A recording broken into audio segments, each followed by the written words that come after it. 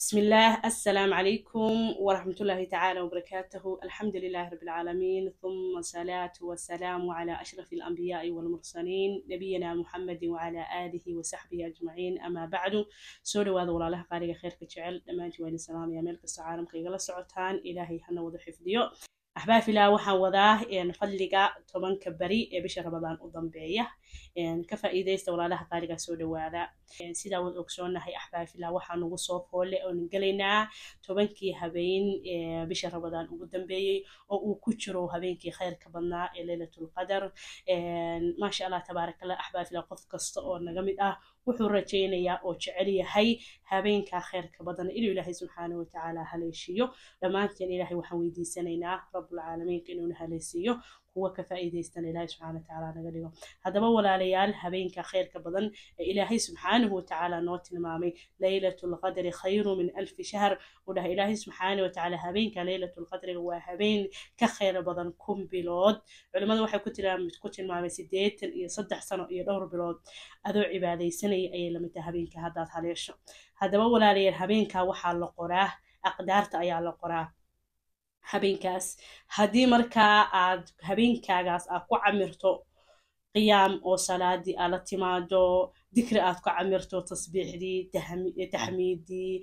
tahliishii, cafigii aad la timaado oo Ilaahay in badan aad macnihi weydiisato cafi. waayo nabiga calayhi salaatu wasalaam Caaisha waxay ku tiraahdaa rasuulka Ilaahay habeenkaas haddii aan haleelo maxaan ku ducaystaa allahumma innaka cafuwun tuhibbul afwa fa'fu anni, ayuu dhahay nabiga calayhi salaatu wasalaam. marka habeenkaas khayrka badan leh haddii aad cibaado qurux badan, daacad, xasha dikri, quraan akhris, salaad aad ku camirta axbaabi fillah, Ilaahay subhanahu wa ta'ala aqdaartaada wuu bedelayaa walaalaha qaaliga biidnillah sida afdalka ah. haddaba walaalayaal, habeenka khayrka badan leh halkee buu ku jiraa? habeenka khayrka badan leh Ilaahay subhanahu wa ta'ala wuxuu inoo sheegay inuu ku jiro bisha Ramadaan, inuu ku jiro ayuu Ilaahay subhanahu wa ta'ala inoo sheegay. wuxuu leeyahay shahru ramadaan alladhi unsila fihi alquran, bisha Ramadaan ayaan quraanka soo dejiyay. Ilaahay subhanahu wa ta'ala sidoo kale wuxuu leeyahay inna anzalnahu fi laylatil qadr, ayuu dhahay habeenka aan quraanka soo dejiyay waa habeenka laylatul qadriga. ma sha Allah,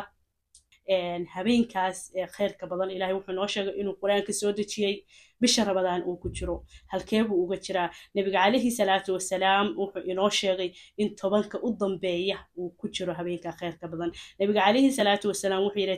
taharraw laylatul qadr fi alwitr min 10 alawaakhir min Ramadaan, ayuu dhahay nabiga calayhi salaatu wasalaam. kabaara habeenka laylatul qadriga witrka xasha tobanka u dambeeya bisha Ramadaan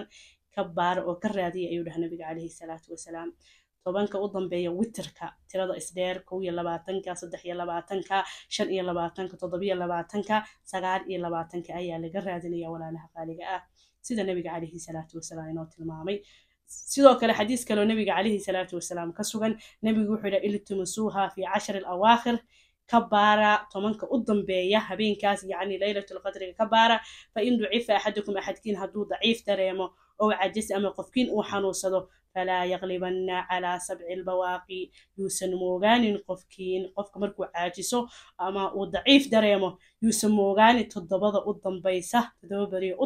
yuusan moogaanin toddobada beriya u dambaysa axbaabi fillah. jirta marka toddobadaas 3 witr baa ku jira, toddobada u dambaysa waxaa ku jirta 25, 27 iyo 29. sidoo kale axbaab fillah xadiis kale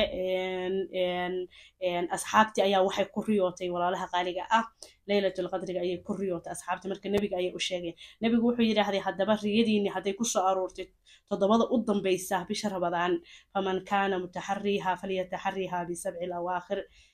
ayuu dhahay nabiga calayhi salaatu wasalaam. haddii qofkiin uu baarayo ha ka baaro toddobada u dambaysa, ayuu dhahay nabiga calayhi salaatu wasalaam. sidoo kale xadiiskan kelmadan waxay ka sugan tahay ubay bin kacab radiyallahu anhu, allah taala noqday. waa xadiiskan wuxuu yiri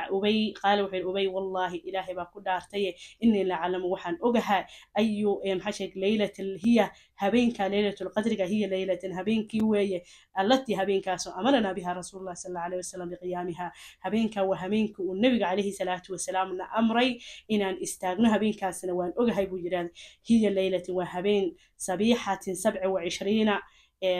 habeenka 17aad weeyuu dhahaa وإمارتها هبين كاس على مده هذا وحا كمد أن تدلع الشمس في صبيحة يومها بيضاء ولا شعاع لها هبين على مده هذا وحا كمد أبو يرهدي وهبين كتضبية طبنات هرتا وحانا على مده هذا كمد أبو لهي إنه قرح الصوب حيث أيضو افتيم يسو عد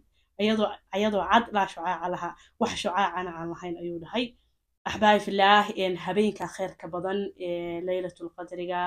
آتك قيمها بدن علماء واوين سدا ابن حجر إمام النووي علماء كله وحي اسكر عين أحبائي في الله سند والباء إنه وترك ميل وجشره وحين أدري سنيا حديث كان النبي عليه الصلاة والسلام كسوغا قال رسول الله صلى الله عليه وسلم رسولك نبتكرين حديث كركي ساعاته وحليها نبيقو التمسيها في 10 الأواخر وحاد كبعد أن تمنك قدام بيا بشهر رمضان ومن رمضان بشهر رمضان ليلة القدر هبين كاس ليلة القدر جاء في 9 تبقى سجالك قدام بيا كبارة في 7 تبقى تضوض قدام بيا كبارة في 5 تبقى شنطة قدام بيسه كبار أحبابنا هذا ولا ليال النبي عليه الصلاة والسلام ما دام ومرنا تلمامي ولهي سجالك قدام بيا تضبط قدام بيسه شنطة قدام بيسه علماء على سيد ابن حجر يا إمام النووي علماء كلا واحد يذكرها عين سند والباء إنه ميل وجتشريه حديث كأيضا لو دليل سنة أحبابنا الله أعلم هذا ولا ليه هبينك وحو محش أقومهم سن هذا ولا ليه هبينك وح أقومهم سن إن إلهي سبحانه وتعالى أدواته ذكر بدن حس بدن قيام الليل بدن إن الله تمادح حباب الله سي إلهي سبحانه وتعالى أقدارتن ونونا تشيو لما أنت ولا ليه الوحى إلهي ويدي سننا إنه مقاديرتنا إنه قرحيو إنه إلهي سبحانه دبيدين الآفو إنه إلهي نارها نغحريو إنه إلهي سبحانه وتعالى نون حريستو أنت فإيدي سنة ولا لها قريقة هبينك خير كبدن عبادة أنكو عمرنو أن ما شاء الله تبارك الله آدي أن جهد وقرين أحباب الله عليه الصلاة والسلام كان النبي صلى الله عليه وسلم رسول الله وحها إذا دخل العشر مركز تمنك صوغ النبي عليه الصلاة والسلام شد من سره كنت جايو أتكيسن شر النبي وددالي شر وأحيا ليله هبين كيسن ونورين شر هبينك وددالي شر أحباب الله جهد وقرين شر هبين ما دام هبينك فضل بدل وهبين كشرو nabiga lama oran maalintii uu nooleyn jiray habeenkii uu nooleyn jiray habeenka ayuu juhdi galin jiray marka habeenkaaga ku dadaal 10ka bari hurdayay kula tagin aad